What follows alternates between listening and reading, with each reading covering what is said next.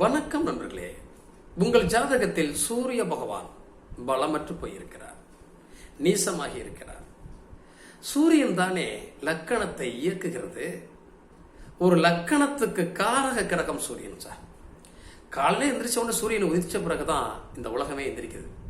அத்தனை ஜீவராசிகளும் விடிய போகிறது, சூரிய பகவான் உதிக்கப் போகிறார் என்று தெரிந்தவுடன் அவர்கள் வேலையை செய்ய ஆரம்பிக்கிறார்கள். பறவைகள், பட்சிகள், வண்டுகள் அத்தனையும் தன்னுடைய வேலையை காலை நேரத்தில் அது ஆரம்பிக்கிறது.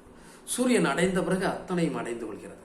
அப்ப இந்த உலகத்தை இயக்கக்கூடியவன் சூரியன் தான், நம்மை இயக்குறவனும் சூரியன் தான்.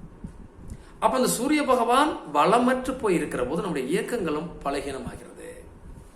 நமக்கு முதல்ல கை பிடிச்சு தூக்கி இழுத்துட்டு போறது அப்பா தான். அதுக்கு தானே அப்பான்னு சூரியனை சொன்னாங்க. நம்ம இயக்குவதும் நம்மளை இயங்க வைப்பதும் நம்முடைய அப்பா தான். அப்பா தானே சொல்லி கொடுத்தாரு, இதை பண்ணணும், இதை பண்ணக்கூடாது, இதை செய்யணும், இதை செய்யக்கூடாது, இதை நீ படிக்கணும், இதை நீ படிக்கக்கூடாது, நீ இங்கே சேரணும், இங்கே சேரக்கூடாது. என்ன சார் இது? அவனன்றி அணுவும் அசையாது. ஆனா உன்னை பெற்ற அப்பாவன்றி எதுவும் அசையாது. அங்கே சூரியன் நீசமாக இருந்தால், உன் பலமற்று போயிருந்தால் உனக்கு அப்பா சரியில்லை. அப்பா சரியில்லாத போது எவ்வளவு பெரிய ஏக்கம் இருக்கிறது. என்னிடம் ஜாதகம் பார்க்க வந்த ஒரு குழந்தை, ஒரு பெண்ணு, ஒரு 18-20 வயசு இருக்கும். அந்த குழந்தை நேற்று வந்து அழுகும் போது எனக்கு ரொம்ப சங்கடமா இருந்தது. எங்க அப்பா சரியில்லை சார், எங்க அம்மா தான் என்ன பாக்குறாங்க, மூசுன்னு அழுகிறாங்க சார். ரொம்பவே வருத்தமாக இருந்தது.